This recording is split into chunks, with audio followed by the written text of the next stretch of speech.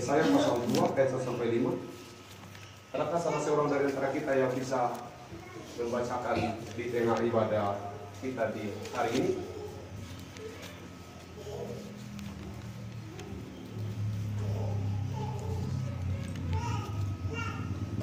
Sion sebagai pusat kerjaan damai.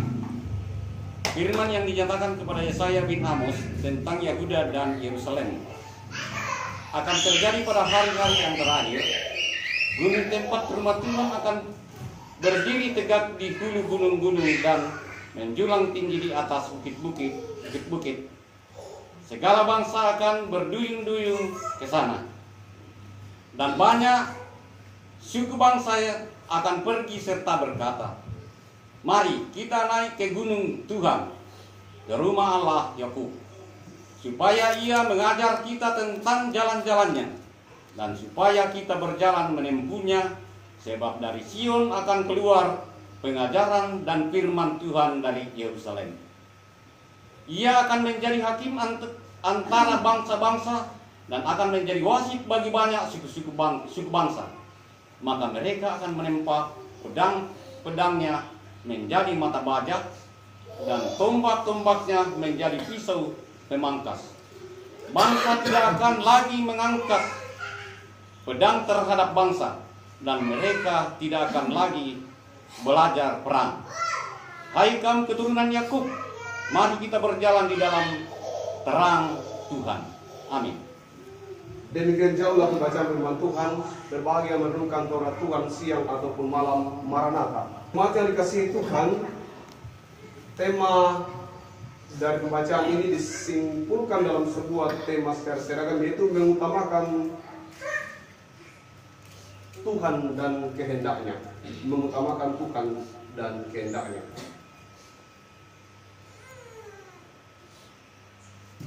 Suatu hari ada seorang bapak tua, pekerjaannya bertani kacang hijau.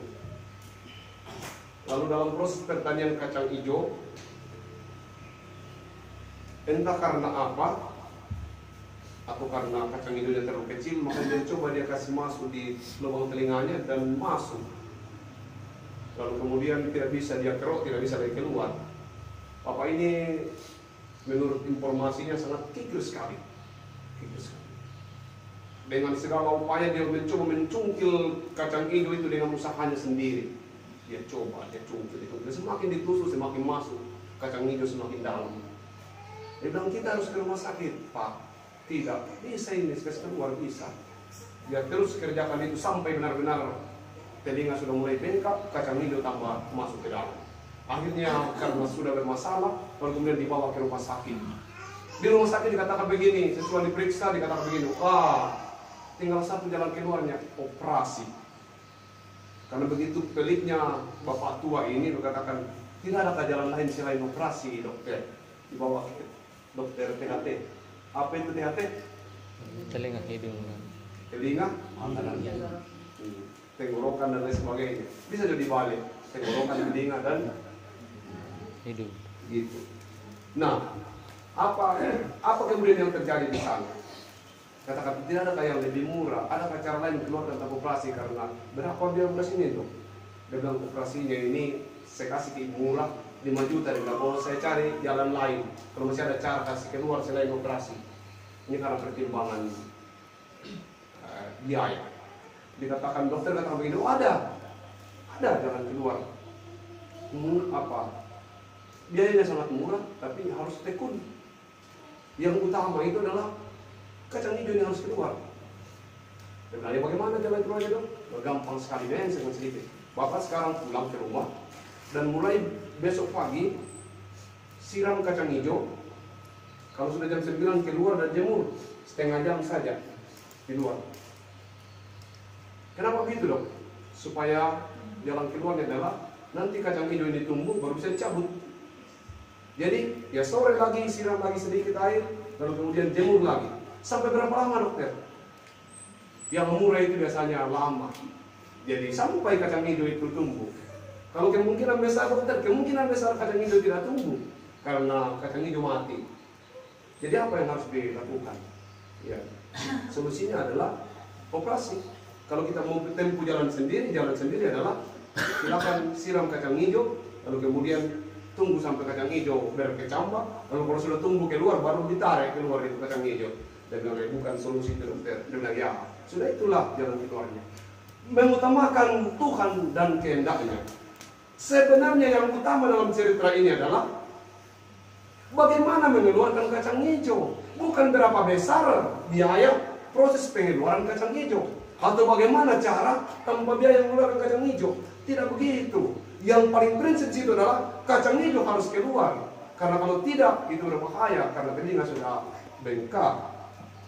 Demikian juga sebenarnya dalam pembacaan kita ini, persoalan yang membuat kita sibuk adalah tadi bacaan, tidak akan ada lagi orang menempa pedang, tidak ada lagi orang menempa tombak. Karena itu sibuk kita tempa. Orang-orang di sana itu sibuk menempa, itu dalam cerita ini sibuk menempa persiapan perang. Dia bilang hari damai sejahtera itu sudah dekat. Kerajaan damai akan datang, di mana tidak ada lagi orang yang akan menempa senjata. Tidak ada lagi upaya orang untuk berpikir bagaimana membunuh orang lain. Tidak ada lagi cara orang berpikir bagaimana menjatuhkan orang lain.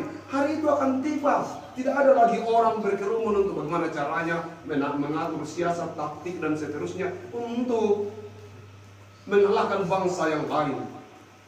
Begitu ya, saya menyampaikan berita kelepasan bahwa akan tiba harinya. Orang-orang akan pergi ke Gunung Sion. Mereka naik untuk mengajar jalan bagaimana menempuh jalan yang benar. Bagaimana bangsa-bangsa tidak akan lagi menjadi wasit dalam peperangan, tapi tidak akan lagi ada orang yang menjadi, yang sukanya kerjanya cuma menempa pedang, tombak dan lain sebagainya. Tetapi hai kaum keturunan Yakub, mari kita berjalan dalam terang Tuhan.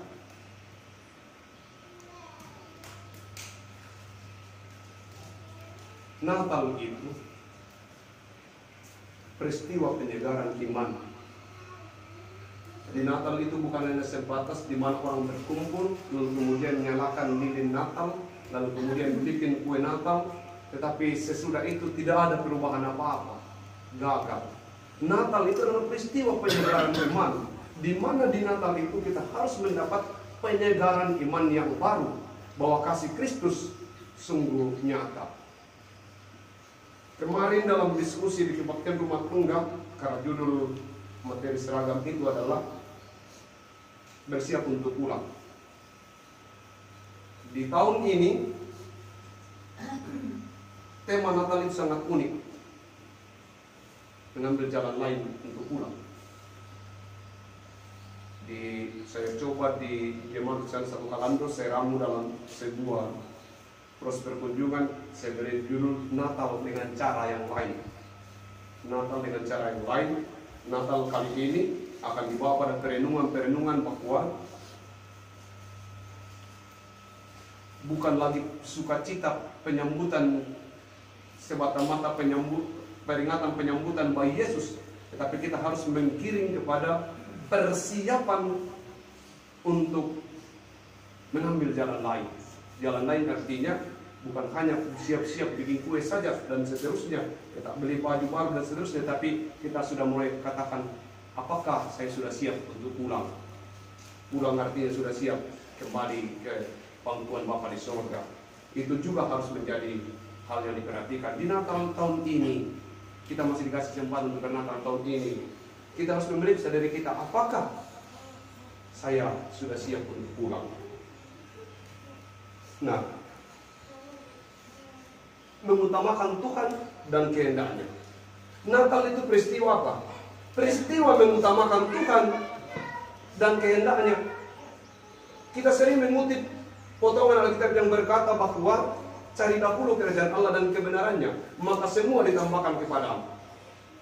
Tetapi dalam realitas kenyataan kita sebagai orang percaya, tambahan yang kita kejar mati-matian. Coba lihat di program kita, pribadi atau keluarga, seberapa besar kita berusaha untuk mengutamakan kehendak Tuhan, mengutamakan Tuhan. Kristus harus jadi pusat. Waktu saya bertanya dulu waktu kuliah, bagaimana menjadikan Kristus sebagai pusat? Katanya begini, jawaban pesan saya. Kalau kita mau menjadikan Kristus sebagai pusat, coba jawab pertanyaan ini. Kalau Kristus dapat uang 1 juta, kalau Yesus lagi jalan-jalan, lalu dapat uang 1 juta, kira-kira Yesus mau bikin apa? Ya, bisa dijawab ini karena waktu itu ada jawaban saya, tapi saya tidak mau kasih tahu dulu. Kalau Yesus jalan-jalan pergi di toko, lalu dapat uang 1 juta, jatuh di jalan, atau pokoknya dia dapat uang 1 juta, kira-kira Yesus mau bagaimana? Ada yang mau jawab? Ya. Memberikan kepada orang-orang yang membutuhkan. Yang lain ada jawaban? Kira-kira Yesus mau bagaimana? Mencari si pemilik. Mencari si pemilik.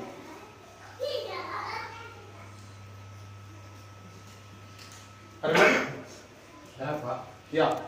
Saya rapat dengan orang kedua, dibawa ke muka polisi supaya dikembalikan kepada orangnya, karena ini kan kita ini sudah negara hukum, jadi sudah berjalan lah sesuai dengan jalan itu. Ya.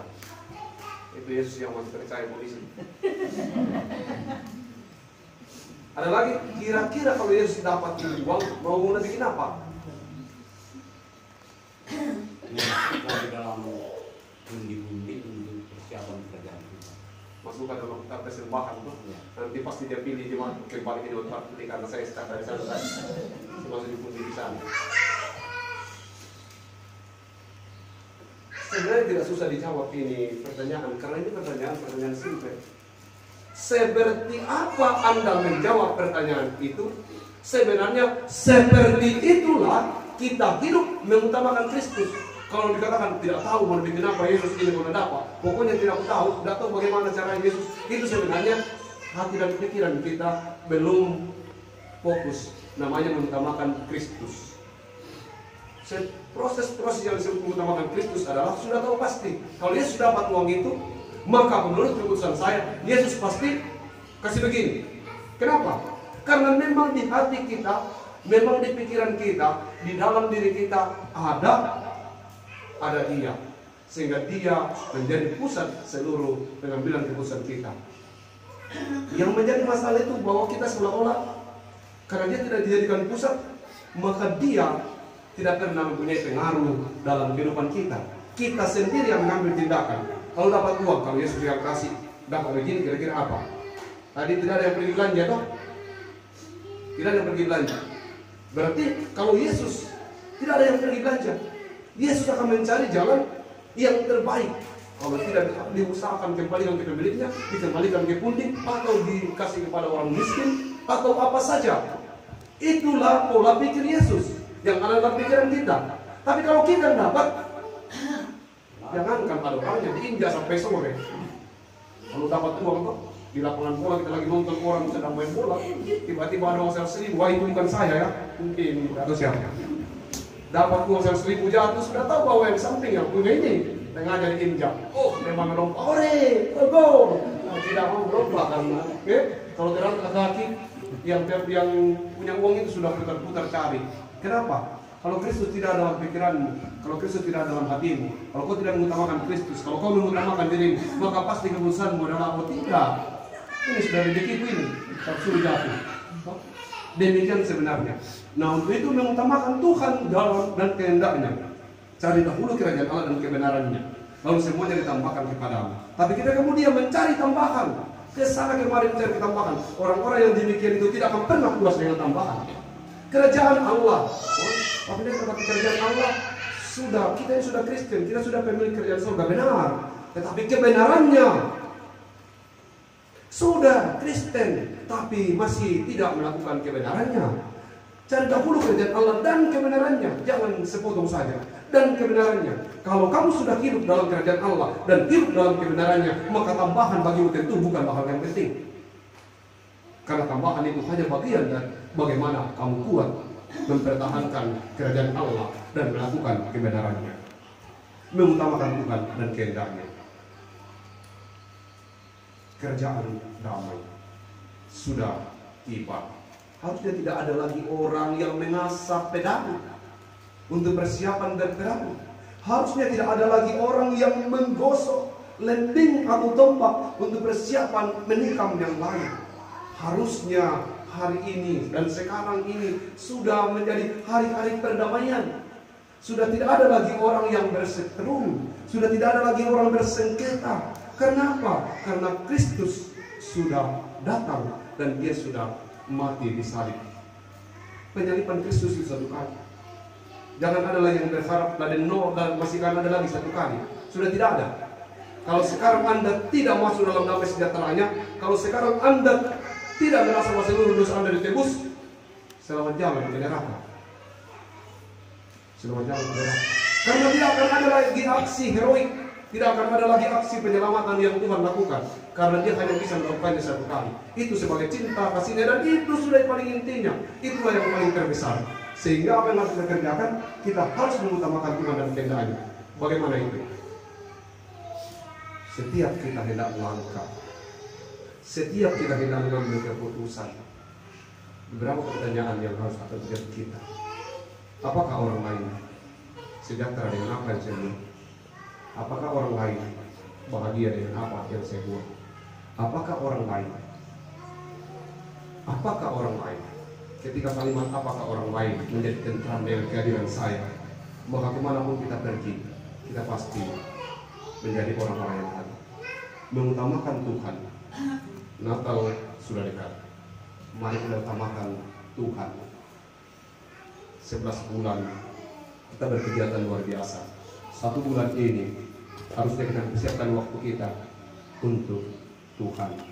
Jangan hanya sedikit untuk Tuhan, lebih besar untuk dunia.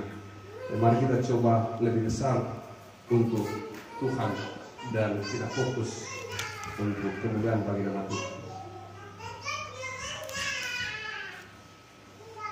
Tuhan memampukan kita untuk mengutamakan Tuhan dan kehendaknya dalam kehidupan kita setiap hari. Hai kaum keturunan Yakub, mari kita berjalan di dalam terang Tuhan. Mari berjalan dalam terang Tuhan. Setiap kita melangkah, kita harus berkata dan berpikir, apakah saya melangkah dalam terang Tuhan? Kalau Anda merasa bahwa Anda sedang melangkah dalam terang Tuhan, teruslah melangkah.